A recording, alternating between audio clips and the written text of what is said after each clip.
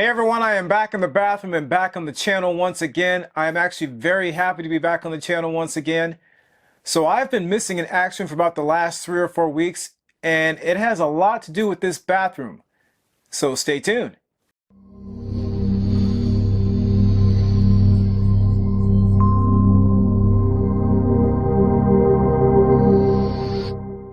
So if you're new to the channel, I just want to welcome you here and hopefully you'll consider subscribing if you like what you see.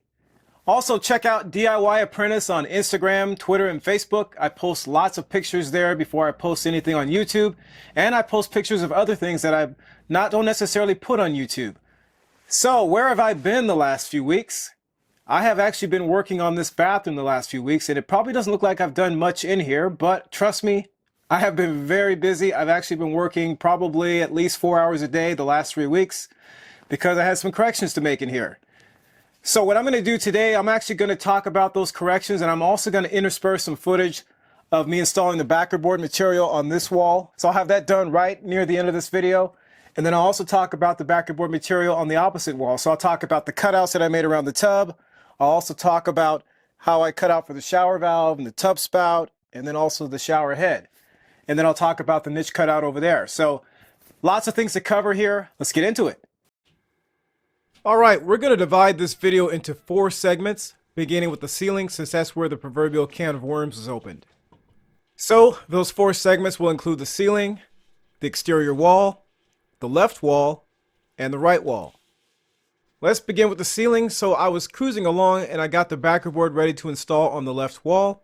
And as I went to install it, I noticed a sizable tapered gap forming between the top of the backer board and the ceiling. I tried to reposition the board, but ultimately decided to move it out of the way and check the ceiling for level with my 6-foot level. It was 5/16 of an inch out of level. This was exactly the same amount the floor was out of level. So naturally, since the walls sit on top of the floor and the ceiling joists sit on top of the walls, basing the hat channel installation off the ceiling joist would yield an unlevel ceiling. Now, I obviously could have left it this way, but I'm doing my best to obtain professional results on this project, even though I'm not a professional. So I had to pull the top backer board off the exterior wall and remove the drywall from the ceiling to shim the hat channel clips.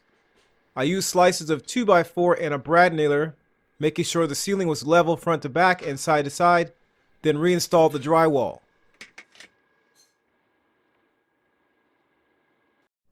Next, I remembered that there was a small tapered gap between the left wall and the exterior wall's top backer board. And at this point, I decided to really take a pause on this project, take a step back, and check the walls for plumbs, starting with the exterior wall. I pulled the lower backer board off the exterior wall and found that it was out of plumb 7/16 of an inch in 6 feet by using my 6-foot level. Again, I could have left it as is, but this would have affected the aesthetics of the tile installation. In other words, it might look ugly. I wanted to make long shims instead of making really short shims to save some time, but I didn't have a jig to create them on the table saw. Since I didn't have time to wait for something to be shipped, I followed the instructions on a YouTube channel called Next Level Carpentry for creating a jig. And I'll put a link to the video in the description below. This actually worked very well and helped me get this project done a little bit more expediently. To use those long shims, you do have to have flat stud faces, so you may have to break out the planer and a sander or do some other things to make sure that the walls are nice and flat. I shimmed out the wall studs and the top plate, and I had to reinstall the blocking flush with the newly shimmed studs. With the exterior wall done, I moved on to the left wall. Alright, so let's take a look at this wall. Now, this was my problem child here because this wall actually is not plumb on these last 3 studs, but also it kind of folds out that way. So it looks like there's some workmanship issues when they built this wall. So I had to shim out this whole wall, including the top plate, and then I also put in a sister stud right here because I realized from shimming out this outside wall that I was losing some of the stud over here to attach the backer board. So I put some blocks on the side to act as basically a sister stud for this original stud. Now, how I got the blocks in, because you can see this is really narrow in here, I actually stuffed a bunch of shims in as I was putting each one of these blocks in. and then got that nice and tight in there so that these blocks would not move. And then I pre-drilled and countersunk 3-inch screws right in these blocks. So I've got several blocks in there. I also cut the face of the block because I didn't want the factory edge to influence my ability to check for flatness across the wall. So I just made sure this was nice and flat.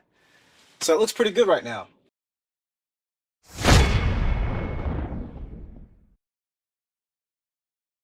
The length and width measurements of the area we're covering are 91.5 inches tall, that's from floor to ceiling, and 33 1/16 inch wide, respectively. The tub is 14 7/8 inches tall from the floor to the top of the tile flange or the lip of the tub. I also measure the space from the edge of the board to the tub where the apron begins, which is 3 7/16 inches. The apron does have a slight angle, so the measurement near the floor from the tub to the edge of the board is 3 5/16 inches. Alright, so how do we proceed? Now the two options I considered here were installing the board as one piece or covering the area with two pieces. I chose to go with one piece since I should be able to easily switch to two pieces if it doesn't work out. Alright, so here's our 4x8 sheet of DensShield that we're going to cut down to the proper length and width. So we're going to cut our length first. So our length needs to be 91 inches, so we're going to cut our 5 inches off on this end because this one has the most damage. So I'll take care of the length cut first, and then we'll come back and look at our width. To cut the 5 inches off the end of the backer board, I use a 4-foot T-square and scored the board 3 times with a utility knife to avoid breaking it when I snapped off the 5-inch remnant.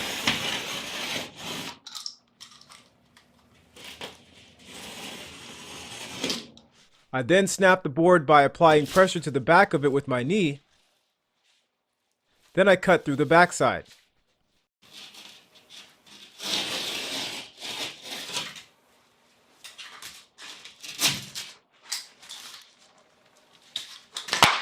Alright, so I've got the DensShield on the sawhorses here. You can possibly do this on the floor, maybe propping it up on some 2x4s. The only problem is this area is pretty large, so breaking this off will be very difficult to do on the floor. So what I'm going to do, like I said, I have it on the sawhorses. I've marked out at 33 1/16 from the top there. Did that in 3 different spots just to make sure this is nice and straight when I go to cut it. And so that looks pretty good. I'm going to use a T-square as my guide. Here's our T-square. And I'll just cut along this line, making sure I stay nice and straight. And then hopefully this will snap off pretty cleanly.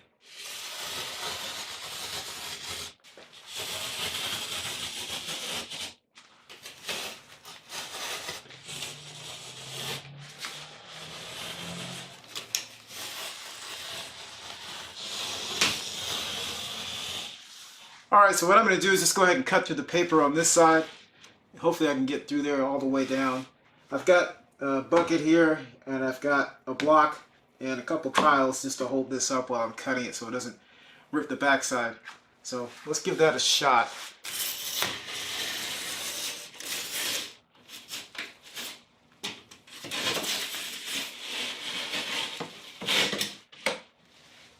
There we go. Alright, so what I can do now is, you see there's little chunks sticking out here. This is where the bathtub's going to be anyway, so this part's going to come off. So what I'm going to do now is start to make our cutout. I'm going to do some drawing on here so I can cut off where the tub's going to be and then contour around the tub.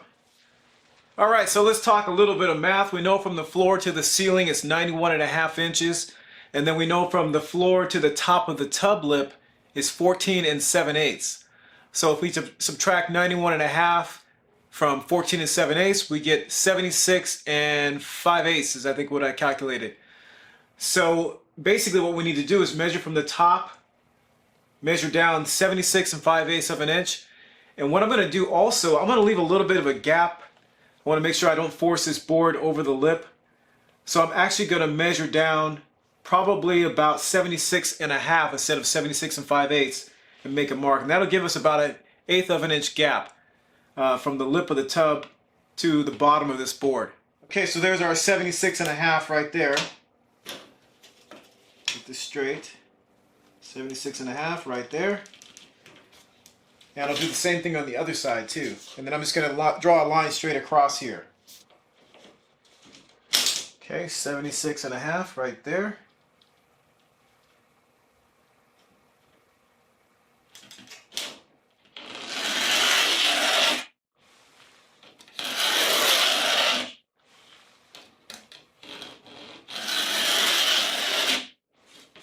All right, so I've got the contour gauge here. I'm going to get the contour of this little area. And so let me go ahead and it's unlocked. Flatten this out. Flip it over. I want to use these teeth on the back. Just going to drop it down, straight down here.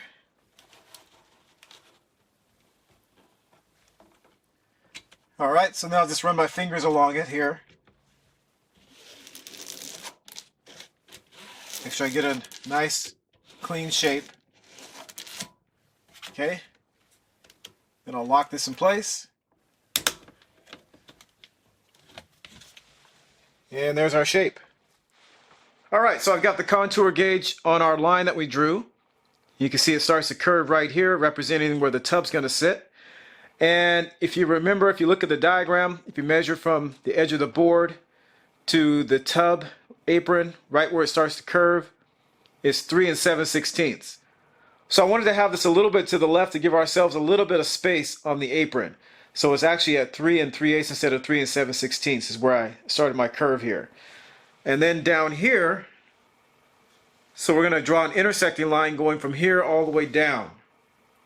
And right down here, if you remember the measurement, if you look at the diagram, it's 3 5/16. I'm going to make it 3 1/4. Again, to give ourselves just a tiny bit of space there.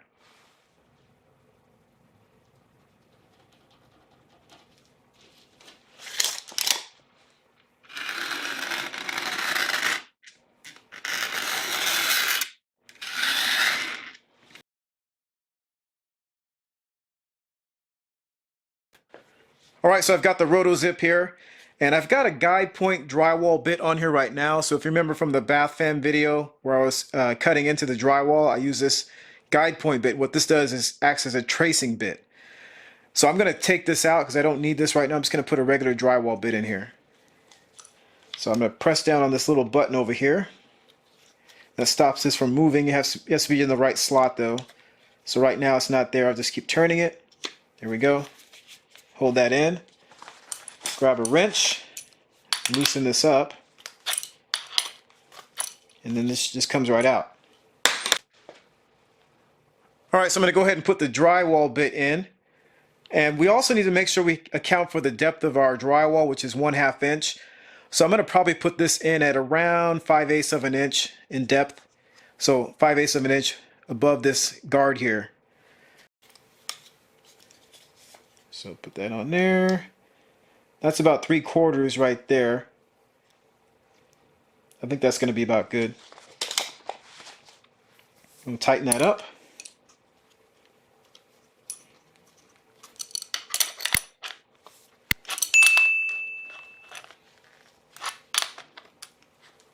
There we go. Okay, so this is ready to go now. All right, so I cut the contour freehand first with the roto zip. Then I cut the straight line.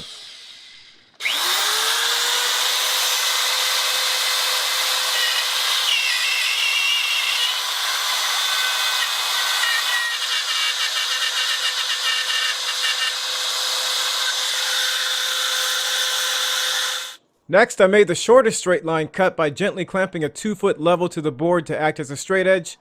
Then I ran the roto zip along that straight edge.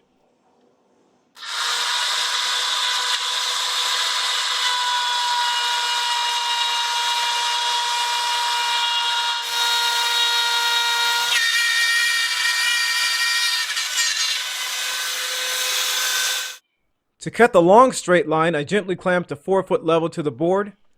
I supported the remnant with my left hand after I cut partway through the board to avoid it breaking off.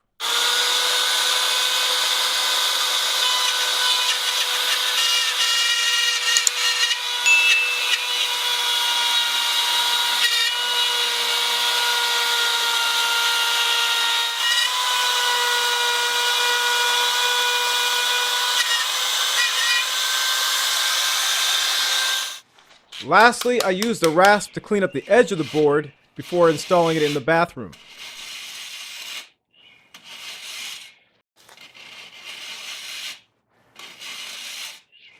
Okay, so we're going to go ahead and start putting the backer board on this wall. What I want to do is scan the wall first and make sure that it's nice and flat, because as I talked about, we may be using large format tiles in here, and there is a very small margin for error when it comes to flatness when you're talking about large format tiles. So the first thing I'm doing is checking. I'm going to use my level here. This is a 4-foot level. I'm going to check from the corner. I'm basically checking about every foot. And I'm looking behind here to see if there's any gaps anywhere. I don't see anything right now. That looks pretty good. I saw probably a little bit higher up in this area, I think it was.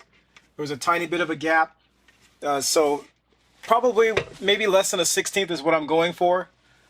But everything else looks pretty good. I may have to sand this down a little bit. So that's something I might have to look at. The other thing I was checking is, if you remember from the diagram, the board is 33 1/16 of an inch wide. So if you look down here, I'll kind of zoom in for you. Hopefully you can see it. Right down there. So I've been checking the measurements from the outside wall to spots on this wall. And I noticed that this stud is out of plumb as you go up the wall. It's out of plumb from left to right, not from, it's not out of plumb front to back. So it's 33 1/16 at the bottom. At the top, you can probably see it, hopefully. Right up there, it is 32 9/16 to the edge of this first stud here. So I have to really keep an eye on that. So that means the board is basically going to cross over to here. And right here there's a little bit of a lip. So like I said, I'm going to sand this down a little bit, make sure it's nice and flat. All right, so I'll point out a couple last things here. The first one, on the ceiling, I've made a C. Right there, you can see a little line and a C. That's center of this stud.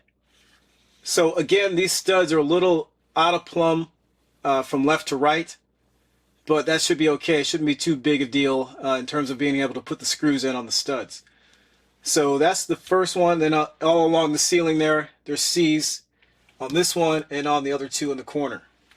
And then down here at the tub, you can see I've got tape all the way around there. That is no residue duct tape that I like to use. It does not stick. If you remember, I had some tape on the front here, and that had been here for like over a year. I pulled that off and nothing stuck.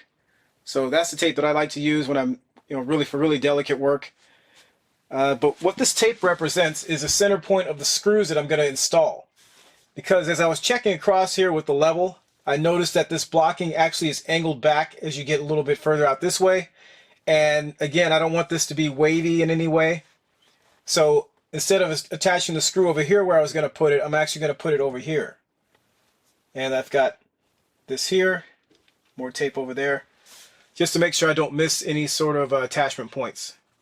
All right, so the last thing to look at is the niche. That's on my diagram, so I know where that sits in the wall. But the one thing I need to think about is right here, there's a little gap. So I noticed when I was doing the window that if I came, as I used the framing as my tracing mechanism to come around and cut out the opening. But if I come down too far with that, is there's a little gap right there, the bit will keep traveling down the board. So I have to keep that in mind. So just something to think about, something for me to really kind of store away mentally so that I don't mess up in this area. All right, so I'm going to use this sealant here. This is Hydroban adhesive and sealant. I'll talk a little bit about why I'm using this versus using a regular silicone. And what I'm going to do is put a little bead right here in the corner so that the board that comes in when it butts up against there will have a nice tight seal right in this corner.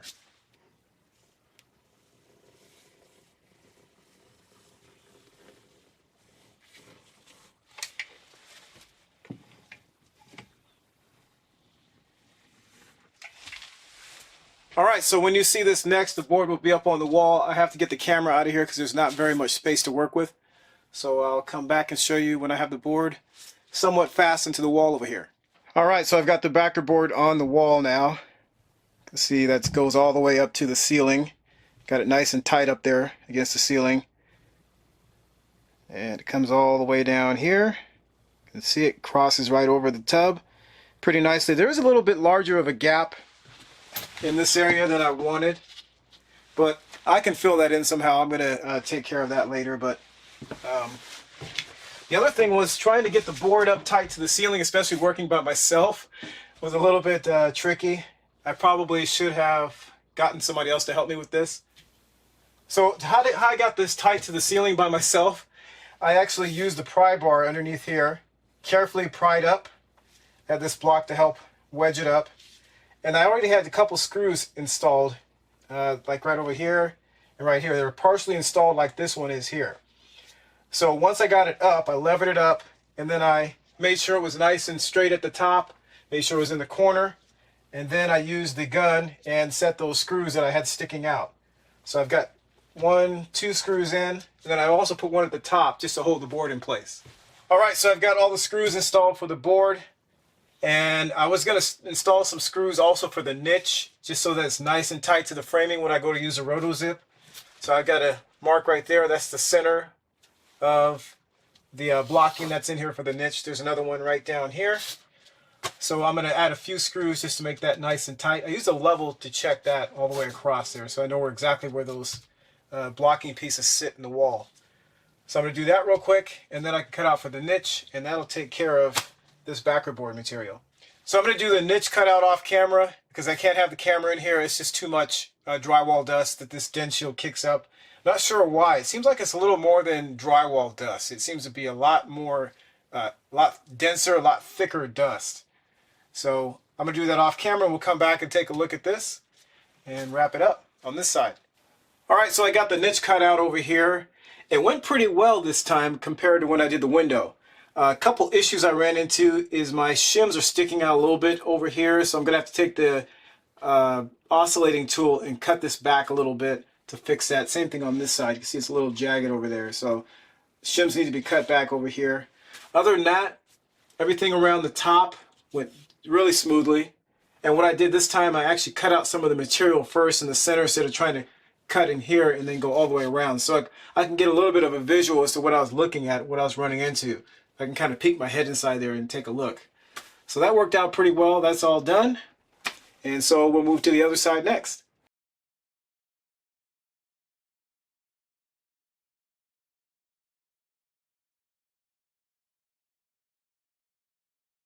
See links in the description below.